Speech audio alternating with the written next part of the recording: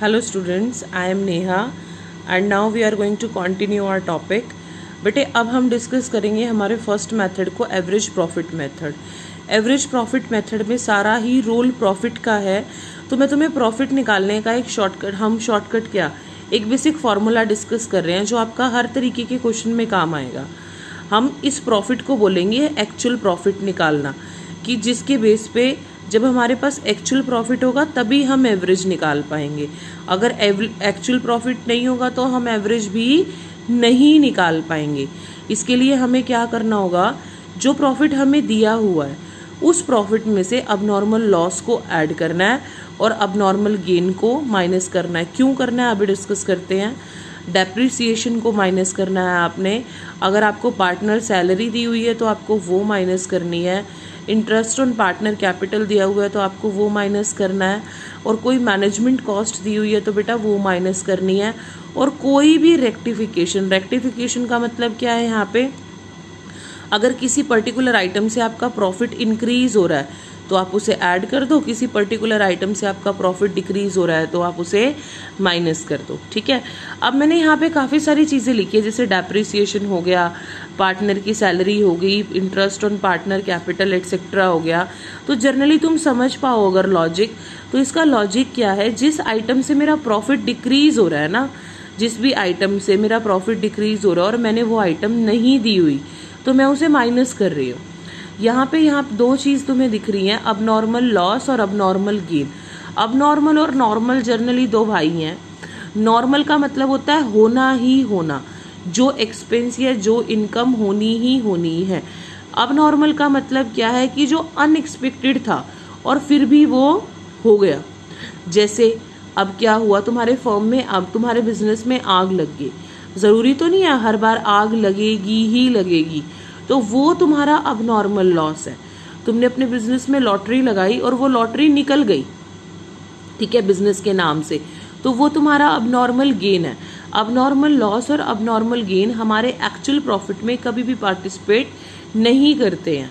ठीक है, abnormal loss से मेरा उस साल का प्रॉफिट कम होता है, इसीलिए हम उसे री ऐड कर देते हैं। अबनॉर्मल गेन से मेरा उस पर्टिकुलर ईयर का प्रॉफिट बढ़ रहा होता है तो हम उसे सब्ट्रैक्ट कर देते हैं। समझ आया यहाँ से ये। अब हम करेंगे अपने क्वेश्चन को डिस्कस, जो कि है पहला क्वेश्चन क्या है। पहले मैं फॉर्मूला डिस्कस कर रही हूँ तुम्हारे साथ एवरेज प्रॉफिट मेथड का। इसमें हमने क्या करना है, हमें गुडविल जब निकालनी है तो हमारा एवरेज प्रॉफिट मल्टीप्लाई हो जाएगा नंबर ऑफ ईयर परचेज से। नंबर ऑफ ईयर परचेज क्या होता है ये मैं वीडियो में डिस्कस कर चुकी हूँ, आप अपनी पुरानी वीडियोस अच्छे से चेक करो। एवरेज प्रॉफिट में क्या है, यहाँ पे हम total profit of respective years का मतलब क्या है, जितने सालों का प्रॉफिट हमें दिया हुआ होगा। और यहाँ टोटल प्रॉफिट का मतलब है टोटल एक्चुअल प्रॉफिट।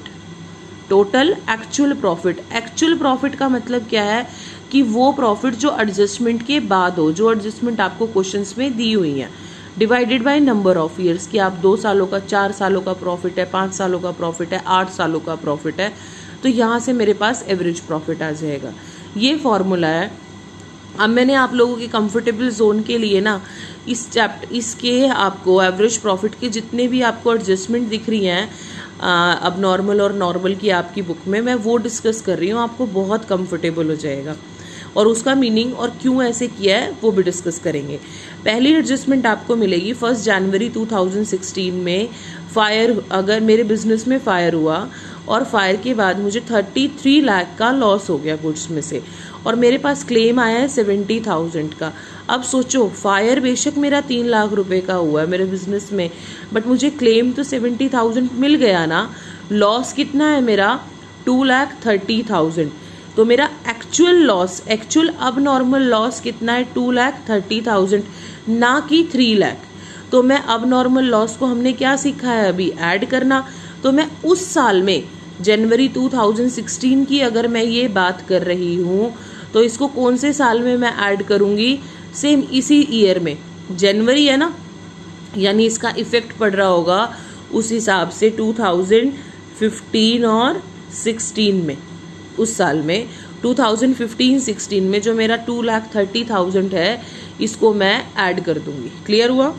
नेक्स्ट हमारी एडजस्टमेंट तुम्हें क्या मिलेगी, receive of unexpected tax. Unexpected tax क्या होता है कि गवर्नमेंट से तुम्हें टैक्स बेनिफिट मिल गया। ज़रूरी है कि गवर्नमेंट तुम्हें हर साल टैक्स बेनिफिट देगी ही देगी, तो ये क्या है तुम्हारा, ये अबनॉर्मल गेन है।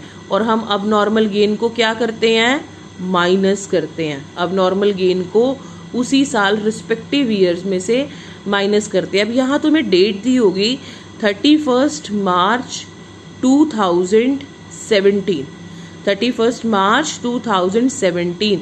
तो तुम्हें इस अनएक्सपेक्टेड टैक्स को किस साल में ऐड करोगे, तुम्हारा ईयर होगा बेटे 2017 और 2018, क्योंकि ये ईयर एंडिंग है।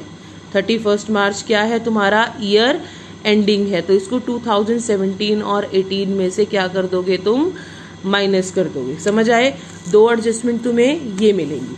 इसके बाद जो तुम्हें नेक्स्ट एडजस्टमेंट मिलने वाली है वो तुम्हारी एडजस्टमेंट है, ये देखो, तुम्हें 31 मार्च 2016 को एक असेट मिलेगा 2 लाख रुपए का। ध्यान से समझना, एक असेट की वैल्यू है 2 लाख रुपए और मतलब बुक वैल्यू उसकी 2 लाख है, ठीक है। और उसकी वैल्यू डिक्रीज होके रह गई है, एक मशीन है इस केस में शायद, वो मशीन तुम्हारी 2 लाख रुपए की है और उसकी वैल्यू रह गई है तुम्हारी 1,50,000, ठीक है। अब तुमने वो सेल करी है 1,24,000 में, यहाँ पे लॉस कितना हुआ है तुम्हारा 26,000। अब तुम बोलोगे मैम ये तो कॉमन सी बात है, हम हर साल डेप्रिसिएशन का लॉस तो लेते ही लेते हैं कि हाँ हमें डेप्रिसिएशन से लॉस हो सकता है, पर डेप्रिसिएशन से लॉस हो सकता है, एक्चुअली में डेप्रिसिएशन से लॉस नहीं होता। हम हमेशा एस्टिमेट लेते हैं कि कम से कम मेरी रेट टू रेट तो वो सेल हो ही जाए। जो ये मशीन है कम से कम अगर इसकी वैल्यू मेरी 1,50,000 है ना, तो बेटे ये 1,50,000 वैल्यू हो ही जाए इसमें सेल, पर हुई तो नहीं 1,50,000 में सेल। तो जो ये 26,000 का है ये मेरा अब नॉर्मल या अनएक्सपेक्टेड लॉस है, इसको हम क्या करेंगे, री ऐड कर देंगे। क्लियर, ये थी तुम्हारी थर्ड पॉइंट। अब जो फोर्थ एडजस्टमेंट दे रखी है तुम्हें, इसको मैं मर्ज करूंगी फिफ्थ में। अगर तुम्हें ये चीज़ समझ आ गई ना, फोर्थ एडजस्टमेंट तुम्हारी क्लियर हो जाएगी। और फोर्थ एडजस्टमेंट और जो ये फिफ्थ पॉइंट है तुम्हारा, ये तुम्हारा सबसे इम्पॉर्टेंट पॉइंट है एवरेज प्रॉफिट के केस में, सबसे ज़्यादा इम्पॉर्टेंट है। क्यों है, अब ध्यान से समझो, इस लॉजिक को समझेंगे। अगर तुम्हारा if any amount loss is going to be decrease, अगर किसी भी अमाउंट से मेरी बिजनेस का जो लॉस है वो डिक्रीज हो रहा है, लॉस जो है वो